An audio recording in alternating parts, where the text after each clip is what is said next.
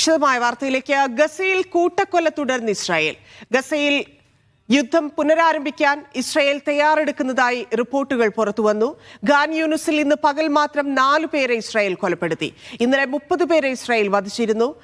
Yellow line നിരന്തരം ലംഘിക്കാനുള്ള ഇസ്രായേലിന്റെ നീക്കം ഗുരുതര പ്രത്യാഘാതം ഉണ്ടാക്കുമെന്ന് ഹമാസ് മുന്നറിയിപ്പ് നൽകി.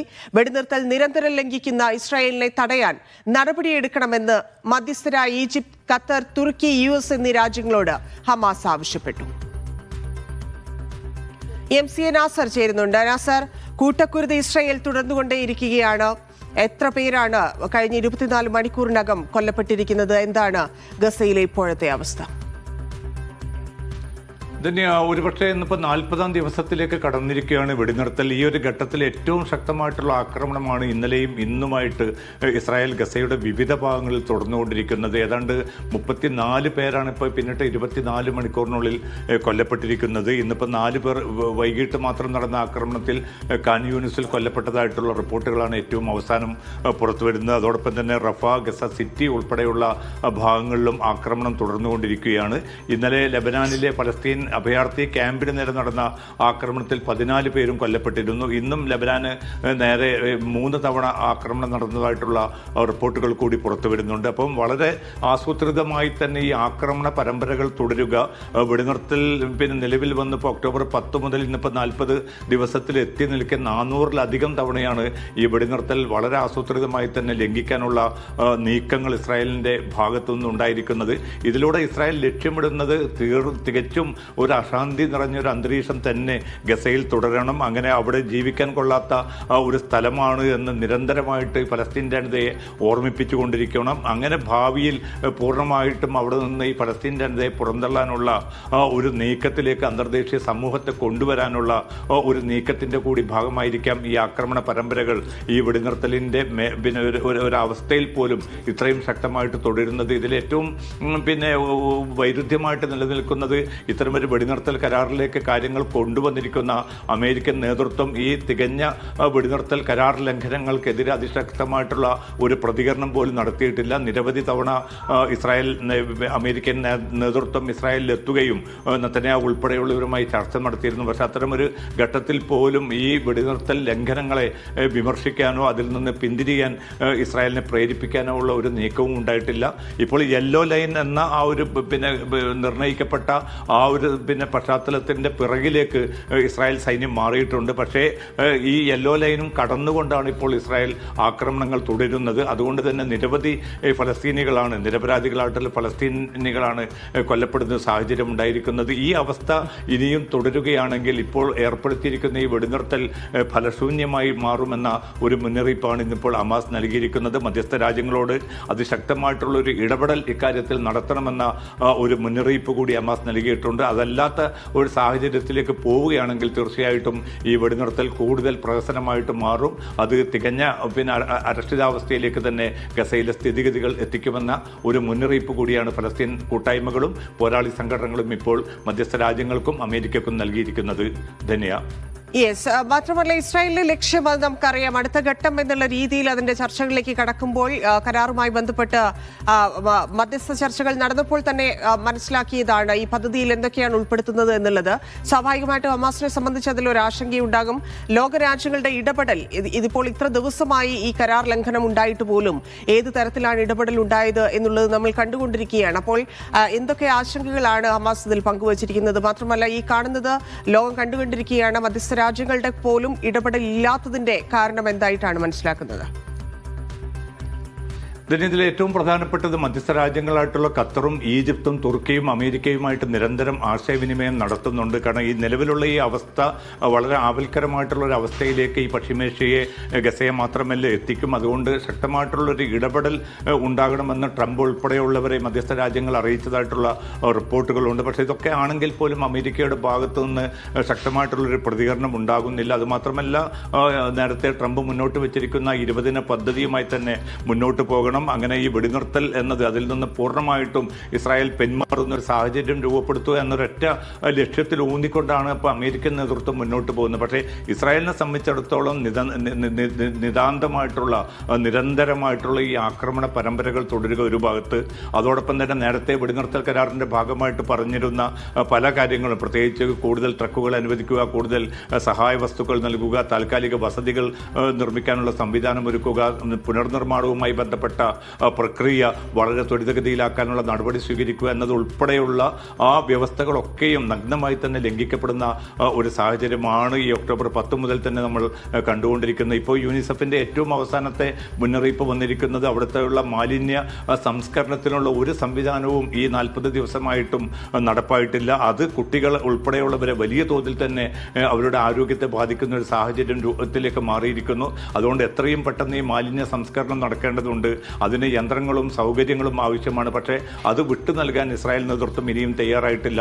നേരത്തെ സൂചിപ്പിച്ചതുപോലെ 600 ട്രക്കുകൾ നിത്യവും അയക്കേണ്ടതിന് പകരം ഇപ്പോൾ പോലും 100-ൽ കുറഞ്ഞ ട്രക്കുകൾ മാത്രമാണ് ഇസ്രായേൽ ഗസയിലേക്ക് കടത്തിവിടുന്നത്. റഫ അതിർത്തി തുറക്കുമെന്ന് വെടിനിർത്തൽ കരാറിൽ പറഞ്ഞിരുന്നു. അക്കാര്യത്തിലും ഒരു തീരുമാനവും ഇനിയും കൈക്കൊണ്ടിട്ടില്ല. അത് ഒരു ഭാഗത്ത് തുടരുമ്പോൾ തന്നെയാണ് ഈ ഫലസ്തീൻ അഭയാർത്ഥികൾക്ക് നേരെ ലബനാനിലും മറ്റും ആക്രമണം തുടരാൻ കൂടി തീരുമാനിച്ചതിലൂടെ ഇസ്രായേൽ കൃത്യമായി ലക്ഷ്യം വെക്കുന്നത് നേരത്തെ 2 കൊല്ലമായിട്ട് അവർ തുടർന്നുകൊണ്ടിരുന്ന ആ വംശഹത്യ അതിൻ്റെ കൂടുതൽ ആപൽക്കരമായിട്ടുള്ള കൂടുതൽ വികസിച്ച രീതിയിലേക്ക് തന്നെ കൊണ്ടുപോകാൻ ഇസ്രായേൽ നേതൃത്വം, സൈനിക രാഷ്ട്രീയ നേതൃത്വം തയ്യാറെടുക്കുന്നുണ്ട്. പക്ഷേ ഇതിന് തടയിടണമെങ്കിൽ അമേരിക്ക തന്നെ തീരുമാനിക്കേണ്ടതുണ്ട്. പക്ഷേ മധ്യസ്ഥ രാജ്യങ്ങൾ ആ ഒരു മുന്നറിയിപ്പാണ് ഇപ്പോൾ അമേരിക്കയ്ക്കും മറ്റും നൽകിയിരിക്കുന്നത്. പക്ഷേ യൂറോപ്യൻ യൂണിയൻ്റെ ഭാഗത്തു നിന്നും അമേരിക്കയുടെ ഭാഗത്തു നിന്നും അത്തരമൊരു നീക്കം ഇസ്രായേലിന് നേരെ ഉണ്ടാകുന്നില്ല എങ്കിൽ തീർച്ചയായിട്ടും വരും ദിവസങ്ങൾ കൂടുതൽ ആപൽക്കരമായിട്ടുള്ള ഒരു അവസ്ഥയിലേക്കായിരിക്കും ഗസയെ കൊണ്ടുചെന്നെത്തിക്കുക എന്ന കാര്യം ഏറെക്കുറെ ഉറപ്പായിരിക്കുകയാണ്. മാത്രമല്ല ഇപ്പോൾ ഈ ഗസ സമാധാന പദ്ധതി അംഗീകരിക്കുന്ന ഈ പ്രമേയം അത് UN സുരക്ഷാ കൗൺസിൽ പാസാക്കിയതിന് ശേഷമാണ് ഈ കഴിഞ്ഞ ദിവസങ്ങളിൽ ഏറ്റവും വലിയ ശക്തമായിട്ടുള്ള ആക്രമണത്തിലേക്ക് ഇസ്രായേൽ കടന്നിട്ടുള്ളത്. അത് ഏതുതരം ലംഘനമായിട്ട് വേണം അതിനെ രേഖപ്പെടുത്താൻ എന്നുള്ളതാണ്. മറ്റൊന്ന്, ഹമാസിനെ ഇല്ലാതാക്കുക എന്ന കാര്യത്തിൽ ഉറച്ചു നിൽക്കുന്നു. ഇസ്രായേലിനകത്ത് ഇതുമായി ബന്ധപ്പെട്ട് നെതന്യാഹുവിനെതിരെ ഉയരുന്ന പ്രതിഷേധങ്ങൾ ഏതു തരത്തിലാണ്? അത്തരത്തിലൊരു സമ്മർദ്ദം നേരത്തെ ഉണ്ടായിരുന്നതുപോലൊരു സമ്മർദ്ദം കരാറിന് മുമ്പുള്ളതുപോലും ഇപ്പോൾ ഇല്ല എന്നുള്ളൊരു രീതിയാണോ തുടരുന്നത്? ഇതിൽ ഇസ്രായേലിനെ സംബന്ധിച്ചിടത്തോളം അവർക്ക് നേടാവുന്നതിൽ പലതും അവർ ഇപ്പോൾ നേടിയിട്ടുണ്ട്. പ്രത്യേകിച്ച് ബന്ദികളുടെ ജീവൻ, 20-ലധികം വരുന്ന ജീവനോടെയുള്ള ബന്ദികളെ ഈ വെടിനിർത്തൽ കരാറിൻ്റെ ആദ്യ ദിവസം തന്നെ ഹമാസ് നേതൃത്വം വിട്ടയച്ചു. തുടർന്ന് 28 മൃതദേഹങ്ങളിൽ 26 മൃതദേഹങ്ങളും ഇസ്രായേൽ ബന്ദികളുടേത് കൈമാറിക്കഴിഞ്ഞു. ഇനി വെറും 2 മൃതദേഹങ്ങൾ മാത്രമാണ് കൈമാറാൻ ബാക്കിയുള്ളത്. അത് കണ്ടെത്താനുള്ള തെരച്ചിൽ പ്രക്രിയ ഹമാസിൻ്റെയും ഈജിപ്തിൻ്റെയും അതോടൊപ്പം തന്നെ മറ്റ് സന്നദ്ധ സംഘടനകളുടെയും നേതൃത്വത്തിൽ ഖാൻ യൂനിസിലും മറ്റും പുരോഗമിക്കുകയാണ്. അപ്പോൾ ഇസ്രായേലിനെ സംബന്ധിച്ചിടത്തോളം അത് മുന്നോട്ട് വെച്ച ആവശ്യങ്ങൾ പ്രധാനപ്പെട്ടതൊക്കെയും ഹമാസ് നൽകിക്കഴിഞ്ഞു. ഇനിയുള്ളത് ഹമാസിൻ്റെ നിരായുധീകരണമാണ്. ആ നിരായുധീകരണമാണ് ഇപ്പോൾ ഇസ്രായേൽ ഏറ്റവും വലിയ അജണ്ടയായിട്ട് അമേരിക്കയ്ക്ക് മുമ്പാകെ ഉന്നയിച്ചു കൊണ്ടിരിക്കുന്നത്. അതിൻ്റെ ഭാഗമായിട്ടാണ് ഇപ്പോൾ അമേരിക്ക ഈ അന്താരാഷ്ട്ര സുരക്ഷാ സേനയെ ഗസയിൽ വിന്യസിക്കുന്നത്. 20,000-ലധികം വരുന്ന സേനയെ വിന്യസിച്ചുകൊണ്ട് ഇസ്രായേലിൻ്റെ ആ ലക്ഷ്യം പൂർത്തീകരിക്കാനുള്ള ഒരു സാഹചര്യം ഒരുക്കി കൊടുക്കുക എന്നതാണ് അമേരിക്ക കൃത്യമായി തന്നെ അവരുടെ ചർച്ചകളിലൂടെ UN-ൽ പ്രമേയം കൊണ്ടുവന്നതിലൂടെയൊക്കെയും ഇസ്രായേൽ തീരുമാനിക്കുന്നത്. പക്ഷേ ഇപ്പോൾ വിവിധ രാജ്യങ്ങൾക്ക് സ്വാഭാവികമായിട്ടും ഗസയിലേക്ക് സേനയെ അയക്കാനുള്ള അന്താരാഷ്ട്ര തലത്തിലുള്ള ഒരു അനുമതിയാണ് ഇപ്പോൾ ഈ പ്രമേയം പാസ്സായതിലൂടെ ലഭിച്ചിരിക്കുന്നത്.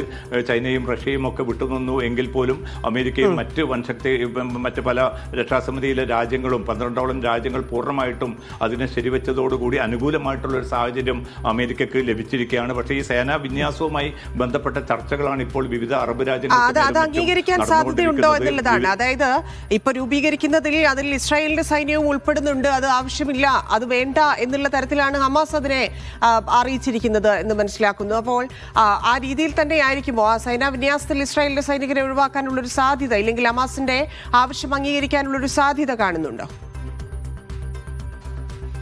പിന്നെ ഇത് തന്നെയാണ് ഇപ്പോൾ ഹമാസിന്റെ ഔദ്യോഗികമായിട്ടുള്ള പ്രതികരണവും ഒക്കെ അതുമായി ബന്ധപ്പെട്ട് വന്നിരിക്കുന്നത്. ഒരു നിലക്കും ഈ അന്താരാഷ്ട്ര ഒരു സേനയെ അല്ലെങ്കിൽ വിദേശ സൈനിക സേനയെ ഇസ്രായേലിന് വേണ്ടിയുള്ള താല്പര്യങ്ങൾക്ക് വേണ്ടി ഗസയിൽ അനുവദിക്കുകയില്ല എന്ന നിലപാട് ഹമാസ് ആവർത്തിച്ച് വ്യക്തമാക്കുന്നുണ്ട്. ഇസ്ലാമിക് ജിഹാദും അതോടൊപ്പം തന്നെ മറ്റ് ഫലസ്തീൻ പോരാളി സംഘടനകളും ഇതേ നിലപാട് തന്നെയാണ് ആവർത്തിക്കുന്നത്. ഒരു താൽക്കാലികമായിട്ടുള്ള ഭരണ സംവിധാനം വരികയാണെങ്കിൽ ഗസയുടെ ഭരണം പൂർണ്ണമായിട്ടും അവർക്ക് കൈമാറാൻ ഹമാസ് സന്നദ്ധത അറിയിച്ചിട്ടുണ്ട്. പക്ഷേ ആ ഭരണ സംവിധാനത്തെക്കുറിച്ച് അമേരിക്ക ഇപ്പോൾ മിണ്ടുന്നില്ല. പലസ്തീനികളുടേതായിട്ടുള്ള ഒരു ഭരണം അവിടെ വരുന്നതിനോട് ഇസ്രായേലിന് വിയോജിപ്പുണ്ട്. അതുകൊണ്ട് ആ ഒരു വിയോജിപ്പ് മുൻനിർത്തിക്കൊണ്ടാണ് ഭരണ സംവിധാനത്തിന് പകരം ഈ സുരക്ഷാ സേനയെ വിന്യസിക്കുകയും അതിലൂടെ ഹമാസിനെ പൂർണ്ണമായിട്ടും അമർച്ച ചെയ്തുകൊണ്ട് ഇസ്രായേലിൻ്റെ താല്പര്യങ്ങൾ വിജയിപ്പിച്ചെടുക്കാൻ സാധിക്കുമോ എന്ന ഒരു നിലപാടിലേക്കാണ് ഇപ്പോൾ അമേരിക്ക ചുരുങ്ങിയിരിക്കുന്നത്. അതുകൊണ്ട് തന്നെ ഈ പലസ്തീൻ കൂട്ടായ്മകൾ ഒരു ശക്തമായിട്ടുള്ള ഒരു നിലപാടിലേക്ക് അവർ എത്തിച്ചേർന്നിരിക്കുന്ന സാഹചര്യത്തിൽ ഈ 20 ദിന പദ്ധതിയുടെ രണ്ടാം ഘട്ടമെന്ന വെടിനിർത്തലിന്റെ രണ്ടാം ഘട്ടം പ്രയോഗവൽക്കരിക്കപ്പെടുക എന്നത് ഏറ്റവും അസാധ്യമായി മാറിയിരിക്കുകയാണ് ഈ ഒരു ഘട്ടത്തിൽ. ധന്യ. ശരി, MC, നന്ദി. വെടിനിർത്തൽ കരാർ ലംഘിച്ച് ഗസയിൽ ഇസ്രായേൽ നടത്തിയ ആക്രമണത്തെ ശക്തമായി അപലപിച്ച് ഖത്തർ. കരാർ ഉറപ്പാക്കാൻ അന്താരാഷ്ട്ര സമൂഹത്തിന്റെ അടിയന്തര ഇടപെടൽ ആവശ്യമാണെന്ന് ഖത്തർ വിദേശകാര്യ മന്ത്രാലയം പ്രസ്താവനയിൽ വ്യക്തമാക്കി. പലസ്തീൻ ജനതയ്ക്കുള്ള അചഞ്ചലമായ പിന്തുണ ആവർത്തിക്കുന്നു. യുദ്ധം അവസാനിപ്പിച്ച് ശാശ്വത സമാധാനമാണ് മേഖലയിൽ ഉണ്ടാകേണ്ടത്. ദ്വിരാഷ്ട്ര പദ്ധതി മാത്രമാണ് സമാധാനത്തിനുള്ള ഏക പോംവഴിയെന്നും ഖത്തർ വ്യക്തമാക്കി.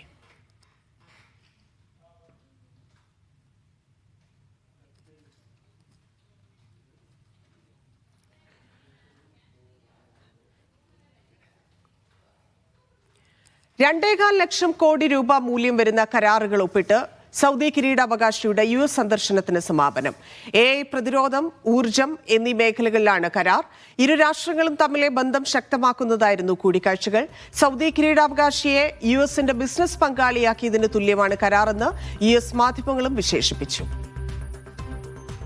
അഫ്തബ് റഹ്മാൻ ചേരുന്നുണ്ട്. അഫ്തബ്, US സന്ദർശനത്തിന് സമാപനമായിരിക്കുന്നു സൗദി കിരീടാവകാശിയുടെ. നേരത്തെ തന്നെ ട്രംപിന്റെ സൗദിയിലെ ലക്ഷ്യങ്ങൾ നമുക്കറിയാം. ഇപ്പോൾ നടന്നിരിക്കുന്ന ചർച്ചകൾ ഏതൊക്കെ മേഖലകളിലാണ്, എന്തൊക്കെ കരാറുകളിലാണ് ഒപ്പുവച്ചിരിക്കുന്നത്? ഈ വർഷം മെയ് മാസത്തിൽ ട്രംപ് നടത്തിയ സൗദി സന്ദർശനത്തിന് പിന്നാലെയാണ് സൗദി കിരീടാവകാശി US എത്തിയിരുന്നത്. സ്വാഭാവികമായിട്ടും അന്ന് ഒപ്പുവെച്ച ധാരണാപത്രങ്ങൾ ഇത്തവണ പലതും കരാറായി മാറിയിട്ടുള്ള ഏറ്റവും പ്രധാനപ്പെട്ട കാര്യം. ഇതിൽ തന്നെ ആർട്ടിഫിഷ്യൽ ഇന്റലിജൻസ് മേഖലയിലാണ് വലിയ തോതിലുള്ള നിക്ഷേപം സൗദി അറേബ്യയിലേക്ക് US കമ്പനികൾ ഇനി നടത്താൻ പോകുന്നത്. അതോടൊപ്പം വ്യത്യസ്തമായ ഇതര മേഖലയിലേക്കുമുള്ള കരാറുകൾ ഇതിനകം തന്നെ പ്രഖ്യാപിച്ചിട്ടുണ്ട്. ഏതാണ്ട് $575 ബില്യൺ കരാറുകൾ സൗദി അമേരിക്കൻ കമ്പനികൾ തമ്മിൽ തന്നെ ഒപ്പുവെച്ചിട്ടുണ്ട്. ഇത് വ്യത്യസ്ത മേഖലയിലായിക്കൊണ്ടാണ്. പ്രത്യേകിച്ച് ഊർജ്ജം ഉൾപ്പെടെയുള്ള കൃത്രിമ ബുദ്ധി, പ്രതിരോധം, ബഹിരാകാശം, ധനകാര്യം, വിദ്യാഭ്യാസം, അടിസ്ഥാന സൗകര്യം, ആരോഗ്യ സംരക്ഷണം എന്നിങ്ങനെ വ്യത്യസ്തമായ മേഖലയിലാണ് ഈ തന്ത്രപ്രധാന സഹകരണം വർദ്ധിപ്പിക്കുന്ന കരാറുകൾ ഒപ്പുവെച്ചിരിക്കുന്നത്. ഇതിൽ ഏറ്റവും പ്രധാനപ്പെട്ട കാര്യം ഇലോൺ മസ്കിന്റെ ഉൾപ്പെടെയുള്ള വിവിധ കമ്പനികൾ AI മേഖലയിലേക്ക് സൗദി അറേബ്യയെ സഹായിക്കാനായി എത്തുന്നതാണ് ഏറ്റവും പ്രധാനപ്പെട്ട കാര്യം. പ്രതിരോധ രംഗത്തേക്ക് വരുമ്പോൾ F-35 ഉൾപ്പെടെയുള്ള യുദ്ധവിമാനങ്ങൾ സൗദി അറേബ്യക്ക് നൽകാൻ US ഭരണകൂടം തീരുമാനിച്ചതും ഏറ്റവും പ്രധാനപ്പെട്ട കാര്യമാണ്. പക്ഷേ ഇതിന് US കോൺഗ്രസിന്റെ അനുമതി വേണം. അത്തരത്തിൽ സാങ്കേതിക തടസ്സങ്ങൾ സ്വാഭാവികമായിട്ടും ആയുധ ഇടപാടുകൾ വരുമ്പോൾ ട്രംപിന്റെ മുമ്പിലുണ്ടാകും. അത് മറികടക്കുക എന്നുള്ളത് ഏറ്റവും പ്രധാനപ്പെട്ട ശ്രമകരമായ ദൗത്യമായി ട്രംപിന് മാറുകയും ചെയ്യും. കാരണം ഇസ്രായേലിനുള്ള പശ്ചിമേഷ്യയിലുള്ള ഒരു മിലിറ്ററി എഡ്ജ് നഷ്ടപ്പെടുത്തിക്കൊണ്ട് US സ്വാഭാവികമായിട്ടും സൗദി അറേബ്യക്ക് ആയുധങ്ങൾ നൽകാൻ തയ്യാറാകില്ല. പക്ഷെ അതിന് എക്സിക്യൂട്ടീവ് ഓർഡറിലൂടെ മറികടക്കാനാണ് ട്രംപ് ശ്രമിക്കുന്നത്. എങ്കിൽ പോലും ദീർഘകാല അടിസ്ഥാനത്തിൽ ആ കരാർ എത്രമാത്രം നിലനിൽക്കുമെന്നുള്ളത് പ്രധാനപ്പെട്ട ചോദ്യമാണ്. അതിന് US കോൺഗ്രസിന്റെ അനുമതി ആവശ്യമായി വരും എന്നതുകൂടി ഇതിൽ പ്രധാനപ്പെട്ടതാണ്. ഏതായാലും വലിയ തോതിലുള്ള കരാറുകൾ കഴിഞ്ഞ ട്രംപ് സന്ദർശനത്തിലുണ്ടായിരുന്ന അതിന് സമാനമായ കരാറുകൾ ഇത്തവണ അതാണ് തന്ത്രപ്രധാനമായിട്ടുള്ള എല്ലാ മേഖലകളിലും കരാർ ഒപ്പിട്ടിരിക്കുന്നു. വലിയ വികസനം, അതായത് ബിസിനസ് പാർട്ട്ണർ എന്നുള്ള രീതിയിലാണ് അമേരിക്കൻ മാധ്യമങ്ങൾ അതിനെ വിശേഷിപ്പിക്കുന്നതും. അഫ്തബ് റഹ്മാനാണ് വിശദാംശങ്ങൾ നൽകിയത്. സുഡാനിലെ യുദ്ധവും അതിക്രമങ്ങളും അവസാനിപ്പിക്കുന്നതിന് മിഡിൽ ഈസ്റ്റ് രാജ്യങ്ങളുമായി ചേർന്ന് പ്രവർത്തിക്കുമെന്ന് US പ്രസിഡന്റ് ഡൊണാൾഡ് ട്രംപ്. വാഷിംഗ്ടണിലെ കൂടിക്കാഴ്ചയിൽ സൗദി കിരീടാവകാശി മുഹമ്മദ് ബിൻ സൽമാൻ നേരിട്ട് അഭ്യർത്ഥിച്ചതിനെ തുടർന്നാണ് തീരുമാനമെന്നും ട്രംപ് വ്യക്തമാക്കി. സുഡാൻ പ്രതിസന്ധി പ്രാദേശിക സുരക്ഷയെ ബാധിക്കുമെന്നും കിരീടാവകാശി ചൂണ്ടിക്കാട്ടി. US സന്ദർശനത്തിനിടെയാണ് സൗദി കിരീടാവകാശി മുഹമ്മദ് ബിൻ സൽമാൻ രാജകുമാരൻ സുഡാൻ വിഷയം അവതരിപ്പിച്ചത്. സുഡാൻ പ്രതിസന്ധി പ്രാദേശിക സുരക്ഷയെ ബാധിക്കുന്നുവെന്നും കിരീടാവകാശി ചൂണ്ടിക്കാട്ടി. 2023 ഏപ്രിലിൽ ആരംഭിച്ച സുഡാൻ ആഭ്യന്തര യുദ്ധം സൈന്യവും റാപ്പിഡ് സപ്പോർട്ട് ഫോഴ്സും തമ്മിലുള്ള അധികാര തർക്കത്തിൽ നിന്നാണ് ഉടലെടുത്തത്. സിവിലിയൻ ഭരണത്തിലേക്കുള്ള പരിവർത്തന പദ്ധതി തകർന്നതാണ് യുദ്ധത്തിന് കാരണം. ഇതിലേക്ക് പുറമേ നിന്നുള്ള കക്ഷികൾ കൂടി ഇടപെട്ടതോടെ വിഷയം കൈവിട്ടു. ഇതിന് പിന്നാലെ വംശീയാടിസ്ഥാനത്തിലുള്ള കൊലപാതകങ്ങൾ, വ്യാപകമായ നാശനഷ്ടങ്ങൾ, ലക്ഷക്കണക്കിന് ആളുകളുടെ കുടിയൊഴിപ്പിക്കൽ എന്നിവ തുടരുകയാണ്. വിഷയം അവതരിപ്പിച്ച് അരമണിക്കൂർ തികയും മുൻപേ അമേരിക്ക പ്രശ്നം പഠനവിധേയമാക്കി തുടങ്ങിയതായും ട്രംപ് അറിയിച്ചു. കഴിഞ്ഞ മാസം ഗസയിൽ വെടിനിർത്തൽ കരാർ ഉണ്ടാക്കുന്നതിൽ സൗദി നിർണായക പങ്കുവഹിച്ചിരുന്നു. ഔദ്യോഗിക ഭരണകൂടത്തിനും സൈന്യത്തിനുമൊപ്പമാണ് വിഷയത്തിൽ സൗദി അറേബ്യ. Media 1 Riyadh. അധിനിവേശ സിറിയൻ പ്രദേശങ്ങളിലേക്കുള്ള ഇസ്രായേൽ പ്രധാനമന്ത്രിയും സംഘവും നടത്തിയ കടന്നുകയറ്റത്തെ കുവൈറ്റ് ശക്തമായി അപലപിച്ചു. ഒരു രാജ്യത്തിന്റെ പരമാധികാരം ലംഘിക്കുന്നതും അന്താരാഷ്ട്ര നിയമങ്ങളെയും സുരക്ഷാ കൌൺസിൽ പ്രമേയങ്ങളെയും വെല്ലുവിളിക്കുന്ന ഗുരുതര നടപടിയാണിതെന്ന് വിദേശകാര്യ മന്ത്രാലയം വ്യക്തമാക്കി. നിയമാനുസൃതമായ അന്താരാഷ്ട്ര പ്രമേയങ്ങൾ പൂർണ്ണമായി പാലിക്കേണ്ട ഉത്തരവാദിത്തം ലോകസമൂഹം തിരിച്ചറിയണം. ഇത് സംബന്ധിച്ച് സുരക്ഷാ കൌൺസിൽ നടപടികൾ സ്വീകരിക്കുമെന്നും കുവൈറ്റ് ആവശ്യപ്പെട്ടു.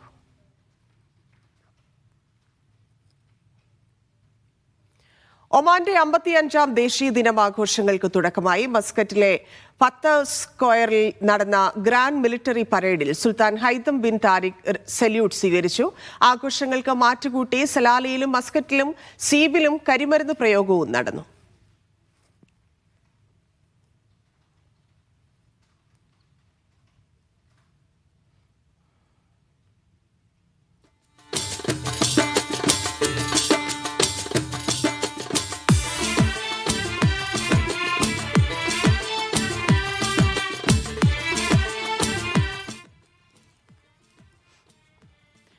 മസ്കറ്റിൽ നിന്ന് അലി കൂട്ടായി ചേരുന്നു. അലി, എങ്ങനെയാണ് ദേശീയ ദിനാഘോഷം നടക്കുന്നത്? ധന്യ, ഒമാന്റെ 55ാം ദേശീയ ദിനാഘോഷത്തിനാണ് ഇന്ന് തുടക്കമായിരിക്കുന്നത്. നവംബർ 20-നാണ് ഒമാന്റെ ദേശീയ ദിനം ഇപ്രാവശ്യം മുതൽ ആഘോഷിച്ച് തുടങ്ങുന്നത്. ഇന്ന് ഫത്തഹ് സ്ക്വയറിൽ നടക്കുന്ന ഉച്ചയ്ക്ക് ശേഷം ഫത്തഹ് സ്ക്വയറിൽ നടന്ന സൈനിക പരേഡിൽ ഒമാന്റെ ഭരണാധികാരി സുൽത്താൻ ഹൈതം ബിൻ താരിഖ് സൈനികരുടെ അല്ലെങ്കിൽ ഒമാനിലെ എല്ലാ സേനാ വിഭാഗങ്ങളുടെയും സല്യൂട്ട് സ്വീകരിച്ചു.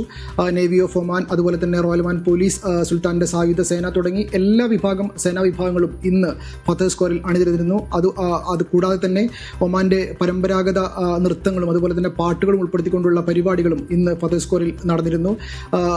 ഒമാൻ ഭരണാധികാരി സുൽത്താൻ ഹൈതം ബിൻ താരിഖിനൊപ്പം ഒമാനിലെ മന്ത്രിമാരും അതുപോലെ തന്നെ വിശിഷ്ട വ്യക്തികളും അതുപോലെ തന്നെ സൈനിക മേധാവികളും ഈ പരേഡിന് സാക്ഷ്യം വഹിക്കാൻ വേണ്ടി എത്തിയിരുന്നു. ഈ പരേഡോടുകൂടിയാണ് ഒമാന്റെ 55ാം ദേശീയ ദിനാഘോഷങ്ങൾക്ക് തുടക്കമായത്. അതുപോലെ തന്നെ ഇന്ന് 2 ഇടങ്ങളിലാണ് കരിമരുന്ന് പ്രയോഗം നടന്നത്. സലാലയിലെ ഇത്തിനിലും അതുപോലെ തന്നെ മസ്കത്തിലെ സീബ് അൽ കൗദ് അണക്കെട്ട് പ്രദേശത്തുമാണ് കരിമരുന്ന് പ്രയോഗം നടന്നത്. ഈ വെടിക്കെട്ട് കാണാൻ വേണ്ടി പ്രവാസികളും അതുപോലെ തന്നെ സ്വദേശികളും അടങ്ങുന്ന വലിയൊരു നിര തന്നെ ഈ വെടിക്കെട്ട് കാണുന്നതിന് വേണ്ടി എത്തിയിരുന്നു. ഒമാൻ സമയം രാത്രി 8 മണിക്കാണ് ഈ വെടിക്കെട്ട് ആരംഭിക്കുകയും ഏകദേശം അരമണിക്കൂറോളം നീണ്ടു നിൽക്കുന്ന വെടിക്കെട്ട് കാണുന്നതിന് വേണ്ടി റോഡുകളിലടക്കം വലിയ രീതിയിലുള്ള ഒരു ജനബാഹുല്യം തന്നെ ഈ വെടിക്കെട്ട് കാണുന്നതിന് വേണ്ടി എത്തിയിരുന്നു. അതുപോലെ തന്നെ കസബിൽ നവംബർ 23-ന് കസബിലും വെടിക്കെട്ട് പ്ലാൻ ചെയ്തിട്ടുണ്ട്. പിന്നെ ഇതുമായി ബന്ധപ്പെട്ട് പറയാനുള്ളത്, നവംബർ 20-ന് നേരത്തെ നമ്മൾ പറഞ്ഞ പോലെ നവംബർ 20-ന് ദേശീയ ദിനം പ്രഖ്യാപിച്ചത് ഈ വർഷം മുതലാണ്. അതിനൊരു കാരണവുമുണ്ട്. അൽബുസൈദ് രാജവംശത്തിന്റെ സ്ഥാനാരോഹണം 1744 നവംബർ 20-നായിരുന്നു. ആ ഓർമ്മ പുതുക്കുന്നതിന് വേണ്ടി കൂടിയാണ് ഈ വർഷം മുതൽ നവംബർ 20-ന് ദേശീയ ദിനം ആഘോഷിക്കാൻ കഴിഞ്ഞ ജനുവരി 11-ന് സുൽത്താൻ പ്രഖ്യാപനം നടത്തിയത്. എന്തുതന്നെയായാലും ഒരാഴ്ച നീണ്ടു നിൽക്കുന്ന വലിയൊരു ആഘോഷ പരിപാടികൾക്കാണ് ഇന്ന് തിരിതെളിഞ്ഞിരിക്കുന്നത്. നവംബർ 26, 27 തീയതികളിലാണ് ഒമാനിൽ ദേശീയ ദിനത്തോടനുബന്ധിച്ചുള്ള അവധി പ്രഖ്യാപിച്ചിരിക്കുന്നത്. 2 ദിവസത്തെ വീക്കെൻഡ് അടക്കം 4 ദിവസത്തെ അവധി പ്രവാസികൾക്കും സ്വദേശികൾക്കും ലഭിക്കും. അങ്ങനെ വരുമ്പോൾ കൂടുതൽ ആഘോഷിക്കാനുള്ള വർണ്ണാഭമാക്കാനുള്ള കാര്യങ്ങൾ സ്വദേശികളും അതേപോലെ തന്നെ താമസക്കാരും സ്വദേശികളും അതായത് ഈ അവധിക്കൊപ്പം ഒരുക്കിയിരിക്കുന്ന സ്വദേശികൾക്കായാലും വിദേശികൾക്കായാലും വേണ്ടി ഒരുക്കിയിരിക്കുന്ന രാജ്യത്തിന്റെ ഇത്തവണത്തെ ആഘോഷത്തിന്റെ പ്രത്യേകതകൾ എന്തൊക്കെയാണ്, എവിടെയൊക്കെയാണ്?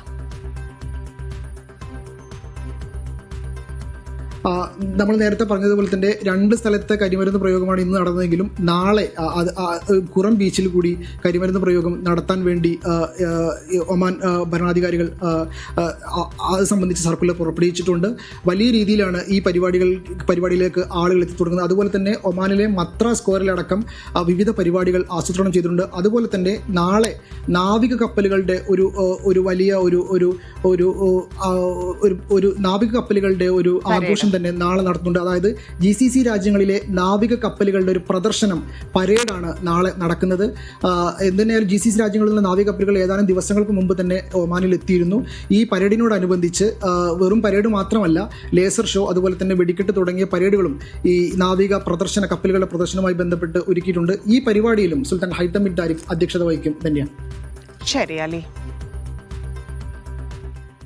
ശക്തിപ്പെടുത്താൻ കുവൈത്തും ഇന്ത്യയും ഡൽഹിയിൽ നടന്ന കൂടിക്കാഴ്ചയിലാണ് സഹകരണം ഉറപ്പാക്കാൻ ധാരണയായത്.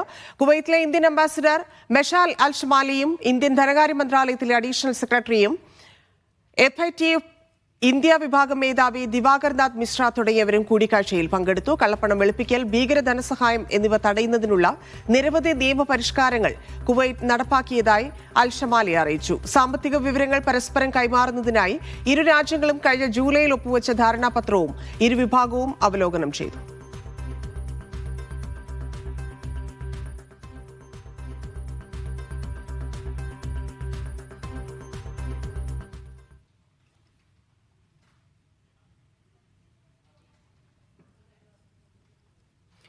ദുബായ് എയർ ഷോയ്ക്കിടെ ഇന്ത്യയുടെ തേജസ് യുദ്ധവിമാനങ്ങൾക്ക് എണ്ണച്ചോർച്ചയുണ്ടായി എന്ന പ്രചാരണം തള്ളി കേന്ദ്ര സർക്കാർ. ഇത് സംബന്ധിച്ച് സോഷ്യൽ മീഡിയയിൽ പ്രത്യക്ഷപ്പെട്ട വാർത്തകൾ വ്യാജമാണെന്ന് സർക്കാർ പറഞ്ഞു. തേജസ് വിമാനത്തിന് എണ്ണച്ചോർച്ചയോ തകരാറോ ഉണ്ടായിട്ടില്ല. ശീതീകരണ സംവിധാനത്തിന്റെ ഭാഗമായി വിമാനത്തിൽ കട്ടപിടിച്ചിരിക്കുന്ന വെള്ളം ചോർത്തിക്കളയുന്ന പ്രക്രിയ എണ്ണച്ചോർച്ചയാണെന്ന് ചിലർ ദുർവ്യാഖ്യാനം ചെയ്തതാണെന്ന് സർക്കാർ വിശദീകരിച്ചു. വിമാനം പുറപ്പെടാനൊരുങ്ങുന്നതിന് മുമ്പ് ഇവ ചോർത്തിക്കളയുന്നത് സാധാരണ പ്രക്രിയയാണെന്നും അധികൃതർ അറിയിച്ചു.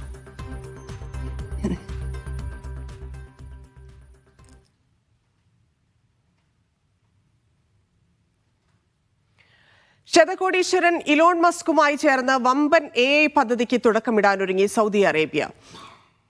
NVDAയുമായി സഹകരിച്ചായിരിക്കും പദ്ധതി. വാഷിംഗ്ടണിൽ നടന്ന സൗദി അമേരിക്ക നിക്ഷേപ ഫോറത്തിലാണ് പ്രഖ്യാപനം.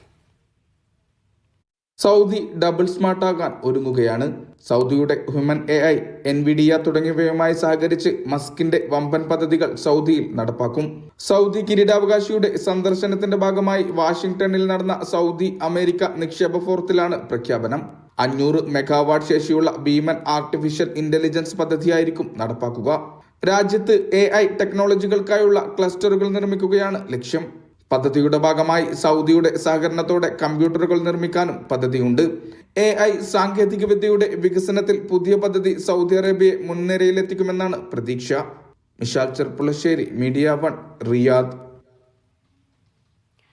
വൈദ്യുതിയിൽ പ്രവർത്തിക്കുന്ന എയർ ടാക്സികൾക്കായി കരാർ ഒപ്പിട്ട് സൗദി അറേബ്യ. അമേരിക്കൻ എയർക്രാഫ്റ്റ് കമ്പനിയായ ആർച്ചർ ഏവിയേഷനുമായാണ് ധാരണ. റെഡ് സീ പദ്ധതിയിലും സൗദിയിലെ ഇതര ടൂറിസം മേഖലയിലും എയർ ടാക്സികൾ സർവീസ് നടത്തും. സൗദി പൊതുനിക്ഷേപ ഫണ്ടിന്റെ കീഴിലുള്ള ദി ഹെലികോപ്റ്റർ കമ്പനിയും റെഡ് സീ ഗ്ലോബലും ചേർന്നാണ് പദ്ധതി നടപ്പാക്കുക. പദ്ധതിയുടെ ഭാഗമായി വൈദ്യുത എയർ ടാക്സി വികസിപ്പിക്കുകയും പരീക്ഷിക്കുകയും ചെയ്യും. എയർക്രാഫ്റ്റ് കമ്പനിയായ ആർച്ചർ ഏവിയേഷനായിരിക്കും നിർമ്മാണ ചുമതല. റെഡ് സീ ആയിരിക്കും പരീക്ഷണ പറക്കലിന് നേതൃത്വം നൽകുക. ഡ്രോൺ കണക്കെ നിന്ന നിൽപ്പിൽ കുറഞ്ഞ സ്പേസിൽ നിന്നും ഉയർന്നു പറക്കാനാകുമെന്നതാണ് എയർ ടാക്സികളുടെ പ്രത്യേകത. സൗദിയിലെ പ്രത്യേക കാലാവസ്ഥ കണക്കിലെടുത്ത് ഇതിന് പാകപ്പെടും വിധമാകും പരീക്ഷണവും നിർമ്മാണവും. യാത്രക്കാരെ വഹിക്കാനുള്ള ശേഷിയും പരീക്ഷിക്കും. ദക്ഷിണ കൊറിയ, ജപ്പാൻ തുടങ്ങി നിരവധി രാജ്യങ്ങളിൽ ആർച്ചർ ഏവിയേഷൻ വൈദ്യുതിയിൽ പ്രവർത്തിക്കുന്ന എയർ ടാക്സികൾ വിജയകരമായി നടപ്പാക്കിയിട്ടുണ്ട്. Vishal Cherpulassery, media 1, Riyadh. കനത്ത മൂടൽമഞ്ഞിനെ തുടർന്ന് ഷാർജയിൽ വിമാനങ്ങൾ റദ്ദാക്കി. ഷാർജ വിമാനത്താവളത്തിൽ നിന്നുള്ള ചില വിമാനങ്ങൾ വൈകുകയും ചെയ്തു. ഏറ്റവും പുതിയ വിമാന വിവരങ്ങളും ഫ്ലൈറ്റ് ഷെഡ്യൂളിലെ മാറ്റങ്ങളും ശ്രദ്ധിക്കാൻ ഷാർജ വിമാനത്താവളം യാത്രക്കാർക്ക് നിർദ്ദേശം നൽകി. ദൃശ്യപരത കുറഞ്ഞതിനാൽ വിമാന സർവീസുകൾ, ഗ്രൗണ്ട് ഹാൻഡ്ലിംഗ് വിമാനങ്ങളുടെ സഞ്ചാരം എന്നിവയെ ബാധിച്ചു. ഷാർജയിൽ ദൃശ്യപരത ഇന്ന് രാവിലെ 500 മീറ്ററിൽ താഴെയായി കുറഞ്ഞിരുന്നു.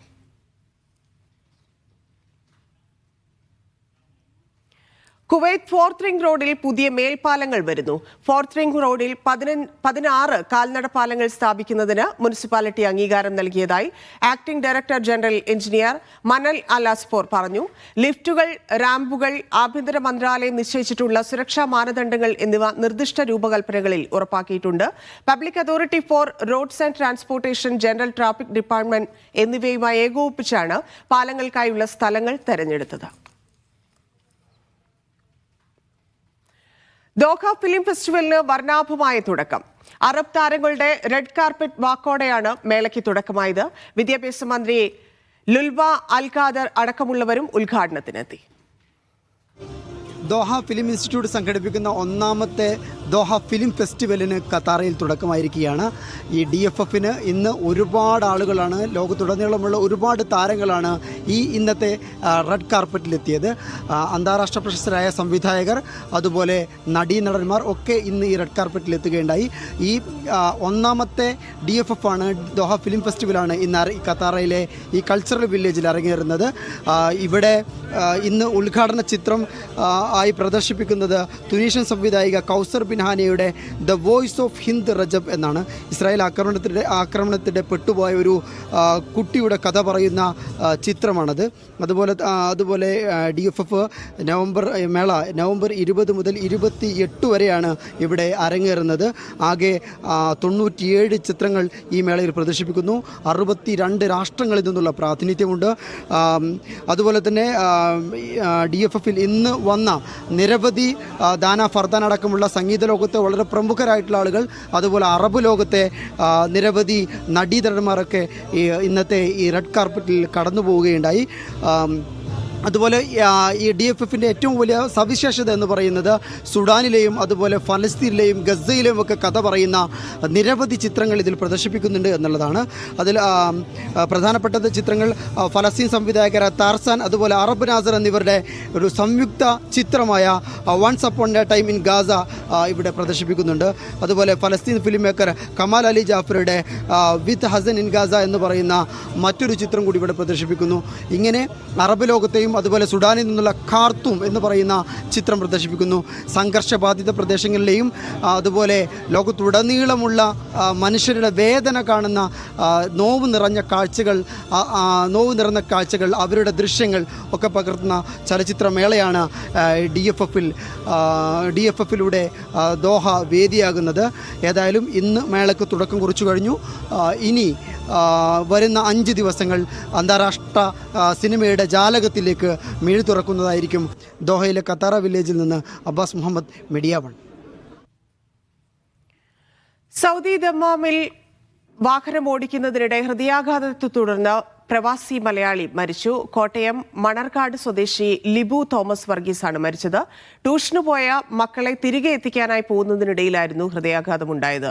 ദേഹാസ്വാസ്ഥ്യം അനുഭവപ്പെട്ട ലിബുവിന് വാഹനത്തിന്റെ നിയന്ത്രണം നഷ്ടമാവുകയായിരുന്നു. മറ്റൊരു വാഹനത്തിൽ ഇടിച്ച് നിർത്തിയെങ്കിലും പുറത്തിറങ്ങിയ ലിബു കുഴഞ്ഞു വീണ് മരിക്കുകയായിരുന്നു.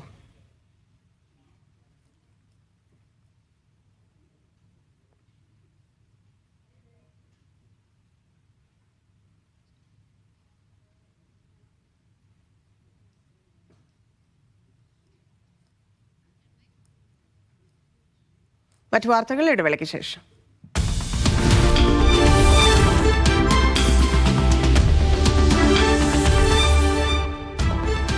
Show credits presented by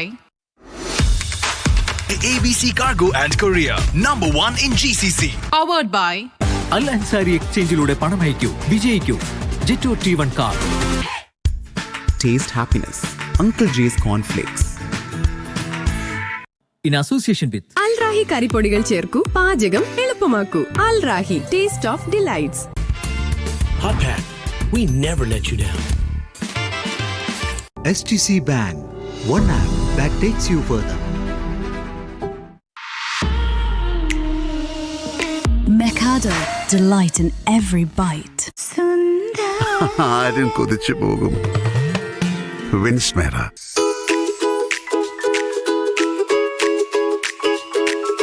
Impex Smart Air Fryer. It's bigger, smarter and faster. Impex ഉണ്ടെങ്കിൽ ആരും സ്റ്റാർ ആകും.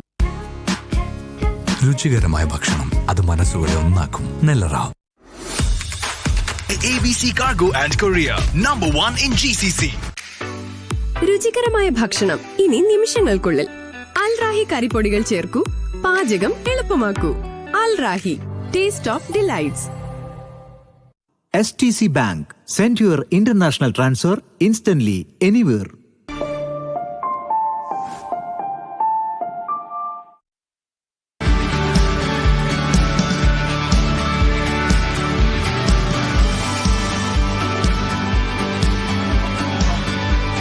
KP Chai. Blending happiness.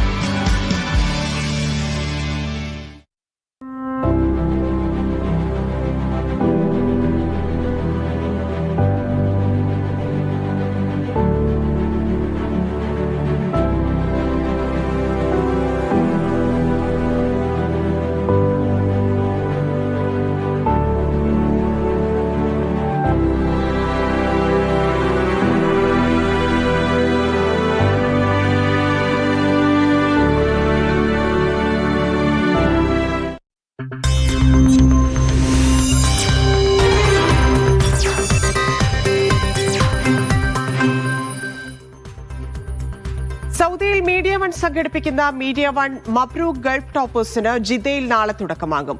10+2 പരീക്ഷകളിൽ 90% മാർക്ക് നേടിയ വിദ്യാർത്ഥികളെയാണ് ആദരിക്കുക. നാളെ വൈകിട്ട് 6 മണിക്കാണ് പരിപാടി.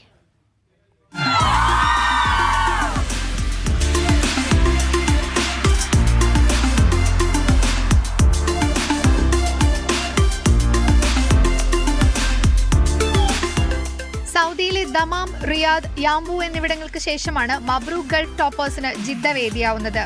നാളെ ബാഗ്ദാദിയയിലുള്ള ലുലു ആണ് വേദി. ജിദ്ദയിൽ നടക്കുന്ന ചടങ്ങിൽ 100 കണക്കിന് വിദ്യാർത്ഥികളെ ആദരിക്കും. വിദ്യാർത്ഥികളുടെയും രക്ഷിതാക്കളുടെയും സന്തോഷം ഏറ്റുവാങ്ങിയതായിരുന്നു കഴിഞ്ഞ എഡിഷനുകൾ.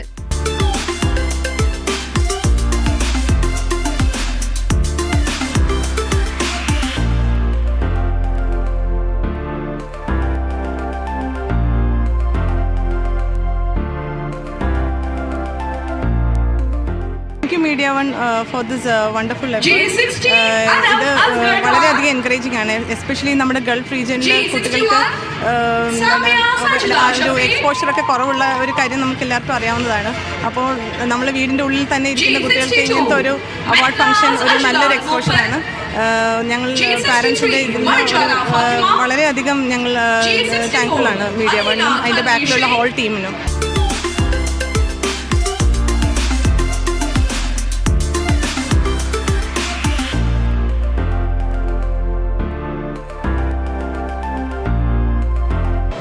താങ്ക് യു മീഡിയ വൺ, ഞങ്ങൾക്ക് ഇങ്ങനെ ഒരു ഓപ്പർച്യൂണിറ്റി റെഡിയാക്കി തന്നതിന്.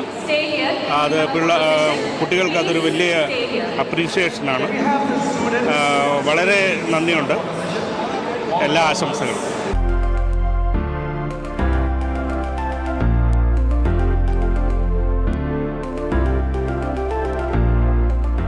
സൗദി മന്ത്രാലയ ഉദ്യോഗസ്ഥരും അക്കാദമിക രംഗത്തെ പ്രമുഖരും വിദ്യാർത്ഥികളെ ആദരിക്കും.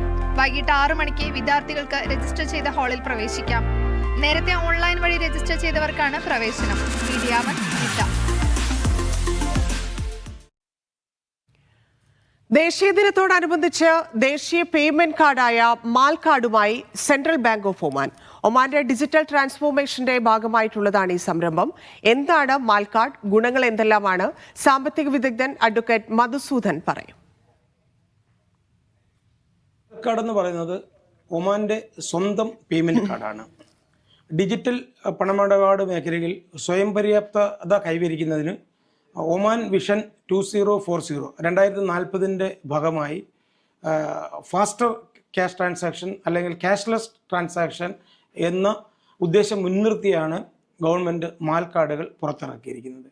ഇത് ഒമാനിലെ രാജ്യത്തിനകത്തുള്ള പണമിടപാടുകൾ, അതായത് ATM transaction, e-commerce transaction, POS transaction മുതലായവയ്ക്ക് വേണ്ടിയാണ് ഉപയോഗിക്കുന്നത്.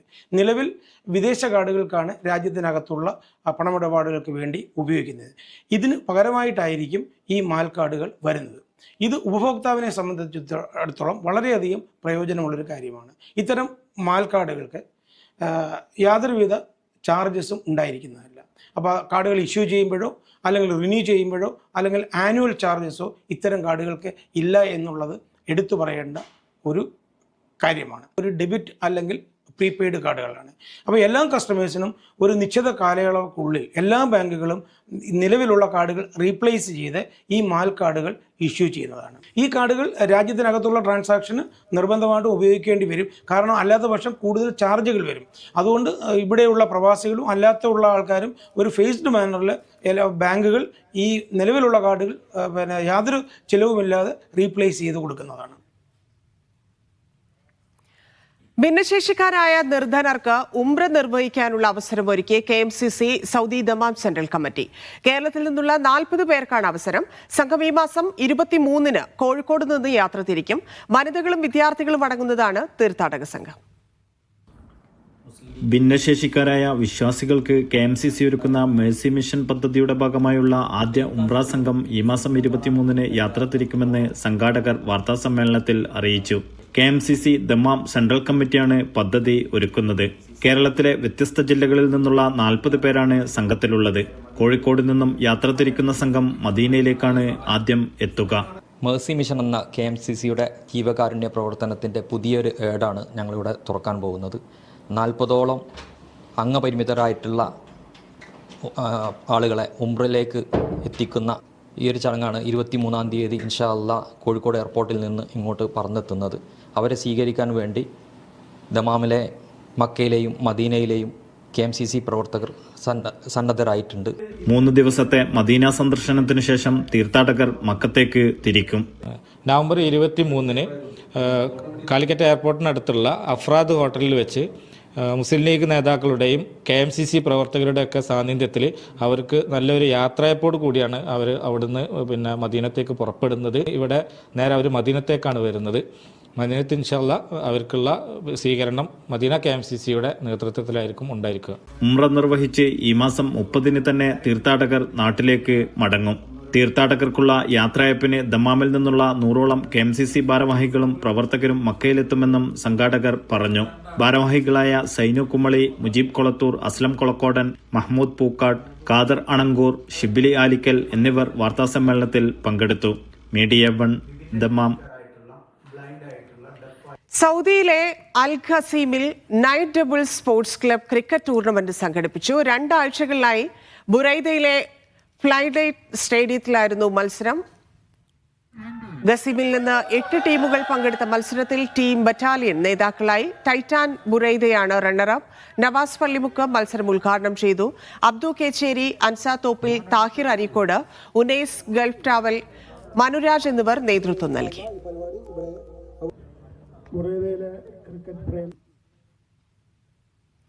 അലൈനിലെ കായിക കൂട്ടായ്മയായ ബ്ലൂ സ്റ്റാർ സംഘടിപ്പിക്കുന്ന ഫാമിലി സ്പോർട്സ് ഫെസ്റ്റിവൽ ഈ മാസം 23-ന് നടക്കും.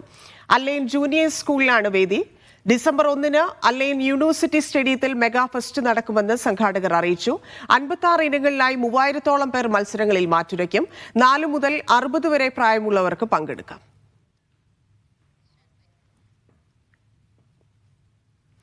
സൗദിയിൽ സൂപ്പർ ഫ്രൈഡേ ഓഫറുകൾ ഒരുക്കിയ ലുലു ഗ്രൂപ്പ്. ഉൽപ്പന്നങ്ങൾക്ക് 70% വിലക്കിഴിവാണ് നൽകുക. ഒരാഴ്ച നീളുന്ന മെഗാ ഡീലുകൾ അടുത്ത മാസം 2 വരെ തുടരും. സൗദിയിൽ സൂപ്പർ ഫ്രൈഡേ മെഗാ ഓഫറുകൾ ഒരുക്കിയിരിക്കുകയാണ് ലുലു. ഓഫറിന്റെ ഭാഗമായി ആയിരക്കണക്കിന് ഉൽപ്പന്നങ്ങൾ 70% വിലക്കിഴിവിൽ ലഭ്യമാകും. അടുത്ത മാസം 2 വരെ ഓഫർ തുടരും. സൂപ്പർ ഫ്രൈഡേ ഓഫർ കാലയളവിൽ മാസ്റ്റർ കാർഡുകൾ ഉപയോഗിച്ചുള്ള ഷോപ്പിംഗിനും ഡിസ്കൗണ്ടുകൾ ഒരുക്കിയിട്ടുണ്ട്. ഇലക്ട്രോണിക്സ്, മൊബൈൽ, ലാപ്ടോപ്പുകൾ, വസ്ത്രങ്ങൾ, വീട്ടുപകരണങ്ങൾ തുടങ്ങി നിരവധി കാറ്റഗറികളിൽ ഓഫറുകൾ ലഭ്യമാണ്. ഓൺലൈനിൽ മാസ്റ്റർ കാർഡ് ഉപയോഗിച്ചുള്ള ഷോപ്പിംഗിന് 15% വിലക്കിഴിവ്.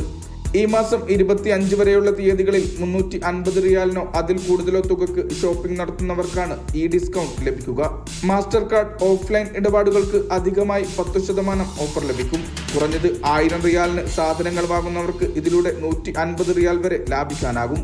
മാസ്റ്റർ കാർഡ്, ക്രെഡിറ്റ് കാർഡ് ഉള്ളവർക്കും ലുലു ഹാപ്പിനെസ് അംഗത്വമുള്ളവർക്കുമാണ് ഈ ആനുകൂല്യം. നാളെ മാത്രമേ ഓഫ്ലൈൻ ഓഫർ ലഭിക്കൂ. ഫ്രൈഡേ ഓഫറിന്റെ ഭാഗമായി ഫിഷ് ഫെസ്റ്റ്, ടോയ് ഫെസ്റ്റ് എന്നിവയും പുരോഗമിക്കുന്നുണ്ട്. Media 1 Riyadh. കണ്ണൂർ സ്വദേശി ഖത്തറിൽ മരിച്ചു. മാട്ടൂൽ നോർത്ത് സ്വദേശി പാലക്കോടൻ ജസീമാണ് മരിച്ചത്. 32 വയസ്സായിരുന്നു. ദോഹയിൽ ടാക്സി ജീവനക്കാരനായി ജോലി ചെയ്തു വരികയായിരുന്നു. പ്രവാസി വെൽഫെയർ റിപ്പാട്രിയേഷൻ വിങ്ങിന്റെ നേതൃത്വത്തിൽ നടപടിക്രമങ്ങൾ പൂർത്തിയാക്കി മൃതദേഹം നാട്ടിലേക്ക് കൊണ്ടുപോകും. റിസാല സ്റ്റഡി സർക്കിൾ സംഘടിപ്പിച്ച നോളജ് ആൻഡ് ടെക്നോളജി എക്സ്പോ നിരവധി പേർ സന്ദർശിച്ചു. റിയാദിലെ അസിസിയ ഗ്രേറ്റ് ഇന്റർനാഷണൽ സ്കൂളിലായിരുന്നു വേദി. ടെക്നോളജി പവലിയനുകൾ, ലാബുകൾ, പ്രദർശനങ്ങൾ, കരിയർ ക്ലിനിക് എന്നിവ ഇവിടെ ഒരുക്കിയിരുന്നു. ഉദ്യോഗാർത്ഥികൾക്ക് പുറമെ റിയാദ്, ദമാം, കോബാർ തുടങ്ങിയ നഗരങ്ങളിലെ സ്കൂൾ ക്യാമ്പസുകളിൽ നിന്നുള്ള വിദ്യാർത്ഥികളും നോടെക്കിന്റെ ഭാഗമായി. ഫാറൂഖ് സഖാഫി അധ്യക്ഷത വഹിച്ചു. ഡോക്ടർ എ അബ്ദുൽ ഹക്കീം ഉദ്ഘാടനം ചെയ്തു. ഡോക്ടർ നൌഫൽ ഹസനി, അനസ് വിളയൂർ, അഷ്കർ കൊണ്ടോട്ടി എന്നിവർ സംസാരിച്ചു. റാസൽ ഖൈമയിൽ 2 വിദ്യാർത്ഥികൾ കടലിൽ മുങ്ങി മരിച്ചു. പാകിസ്ഥാൻ സ്വദേശികളായ 12 വയസ്സുകാരാണ് മരിച്ചത്. കുട്ടികൾ വീട്ടുകാരറിയാതെ കടലിലിറങ്ങിയതാണ്. സമീപത്തെ കടയിലെ CCTV ദൃശ്യങ്ങളിൽ നിന്നാണ് കുട്ടികൾ കടലിൽ പോയിട്ടുണ്ടെന്ന വിവരം ലഭിച്ചത്.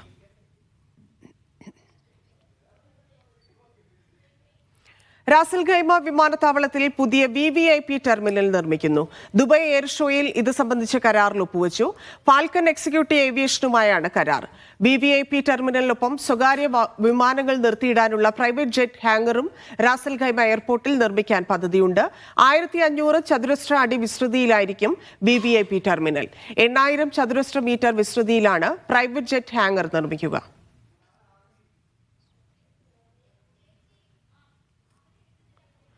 ഭൂമിയുടെ ചരിത്രം പറയുന്ന അബുദാബിയിലെ നാച്ചുറൽ ഹിസ്റ്ററി മ്യൂസിയം സന്ദർശിച്ച് അബുദാബി ദുബായ് കിരീടാവകാശികൾ. അബുദാബി സാദിയാത്തിൽ മറ്റന്നാളാണ് ഈ അപൂർവ മ്യൂസിയം പൊതുജനങ്ങൾക്ക് തുറന്നുകൊടുക്കുന്നത്. ഇതിനു മുന്നോടിയായാണ് അബുദാബി കിരീടാവകാശി ഷെയ്ഖ് ഖാലിദും ദുബായ് കിരീടാവകാശി ഷെയ്ഖ് ഹംദാനും മ്യൂസിയം സന്ദർശിക്കാനെത്തിയത്. ഭൂമിയുടെയും ജീവജാലങ്ങളുടെയും വികാസത്തിന്റെ ചരിത്രശേഷിപ്പുകളാണ് നാച്ചുറൽ സ്റ്റേഡിയത്തിന്റെ പ്രത്യേകത.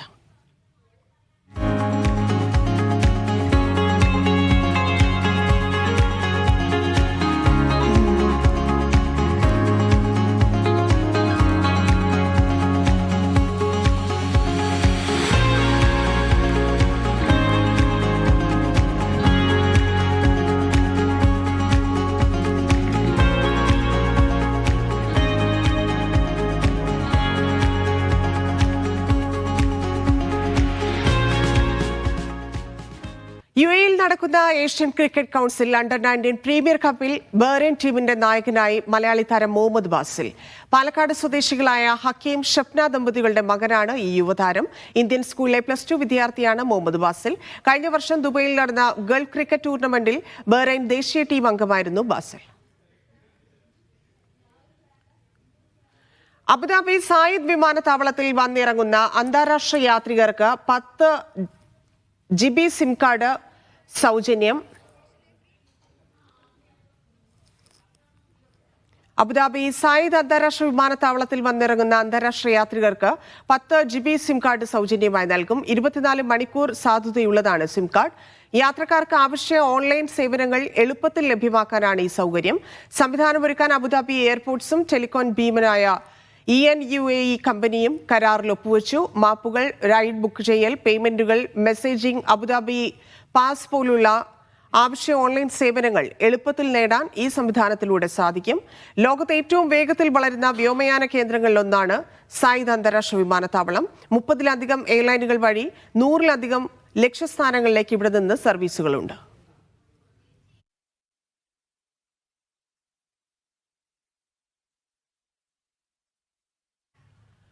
കുവൈത്തിൽ 24 മണിക്കൂറിനിടെ 333 പാർക്കിംഗ് നിരോധന നിയമലംഘനങ്ങൾ പിടികൂടി.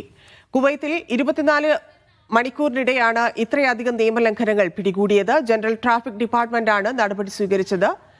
Safa medical district 99, Jabir hospital 23, Farwaniya hospital 66, Adan hospital 75 എന്നിങ്ങനെ നിരവധി സ്ഥലങ്ങളിലാണ് നിയമലംഘനങ്ങൾ പിടികൂടിയിരിക്കുന്നത്. പുതിയ ഗതാഗത നിയമം നടപ്പാക്കിയതിനെ തുടർന്ന് മെയ്, ജൂൺ, ജൂലൈ മാസങ്ങളിൽ 102 അശ്രദ്ധമായ ഡ്രൈവിംഗ് നിയമലംഘന കുറ്റങ്ങൾ ചുമത്തിയതായി സുരക്ഷാ വൃത്തങ്ങൾ വെളിപ്പെടുത്തി. അശ്രദ്ധമായ ഡ്രൈവിംഗിന് 1 മുതൽ 3 വർഷം വരെ തടവും പിഴയും ഉണ്ടാകും. അല്ലെങ്കിൽ ഈ 2 പിഴകളിൽ നിന്നോ ലഭിക്കുന്ന ഒത്തുതീർപ്പാക്കിയാൽ 150 ദിനാർ പിഴ ഈടാക്കുമെന്ന് വൃത്തങ്ങൾ കൂട്ടിച്ചേർത്തു. Asia cup rising star semi നാളെ ഖത്തറിലെ ദോഹയിൽ നടക്കുന്ന Asia cup rising star 2025 semi final നാളെ ഉച്ചയ്ക്ക് ഇന്ത്യൻ സമയം 3 മണിക്ക് നടക്കുന്ന ആദ്യ സെമിയിൽ ഇന്ത്യ എ ബംഗ്ലാദേശ് എയെ നേരിടും. ഇന്ത്യൻ സമയം രാത്രി 8 മണിക്ക് നടക്കുന്ന രണ്ടാം സെമിയിൽ പാകിസ്ഥാൻ എയും ശ്രീലങ്കയും ഏറ്റുമുട്ടും. ദോഹയിലെ വെസ്റ്റേൺ പാർക്ക് അന്താരാഷ്ട്ര ക്രിക്കറ്റ് സ്റ്റേഡിയത്തിലാണ് ഇരു മത്സരങ്ങളും. ഞായറാഴ്ചയാണ് ഫൈനൽ.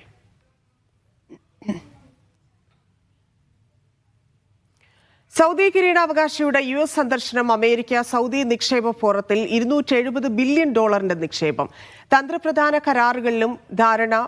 സൗദി കിരീടാവകാശിയുടെ US സന്ദർശനം വിജയകരം. 2 ദിവസം നീണ്ടുനിന്ന ഔദ്യോഗിക സന്ദർശനത്തിൽ തന്ത്രപ്രധാന കരാറുകളിൽ ധാരണയായി.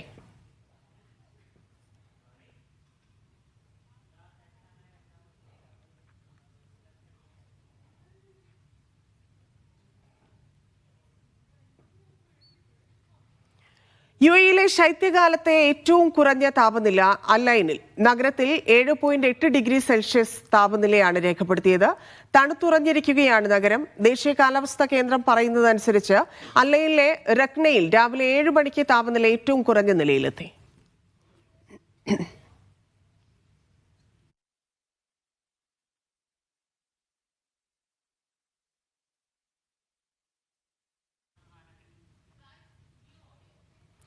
ദുബായ് എയർ ടാക്സി സേവനം പരമ്പരാഗത ഗതാഗതത്തിന് ചെലവ് കുറഞ്ഞ ബദലായേക്കും.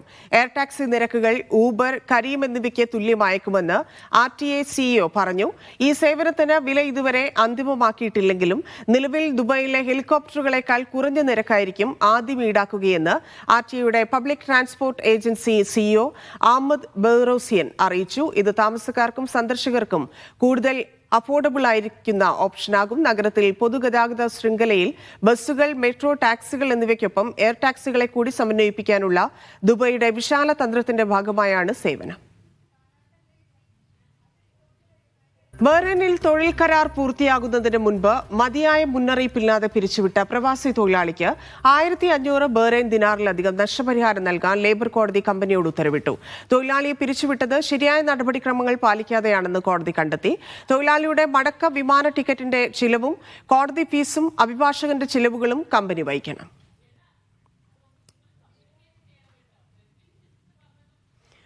ജ്വല്ലറി രംഗത്തെ പ്രമുഖരായ അസിയാൻ ഗോൾഡ് ഡയമണ്ട്സിന്റെ പുതിയ ഷോറൂം അബുദാബി മുസഫയിൽ പ്രവർത്തനം ആരംഭിച്ചു. ഗ്രൂപ്പിന്റെ 11ാമത്തെ ഷോറൂമാണിത്. Almulla group director Jassim Mohammed Abdulla Almulla Al Ali ഉദ്ഘാടനം നിർവഹിച്ചു. അസിയാൻ ഗ്രൂപ്പ് ഡയറക്ടർമാരായ Sajad CH, Faisal KK, Salmanul Haris, Abdul Jaleel KP, executive ഡയറക്ടർമാരായ Abdul Nasar Maranchery, Muhammad Koya, Jamal Muhammad Eranhikkal, Indian operation executive director Shafeeq Kunnath തുടങ്ങിയവർ പങ്കെടുത്തു.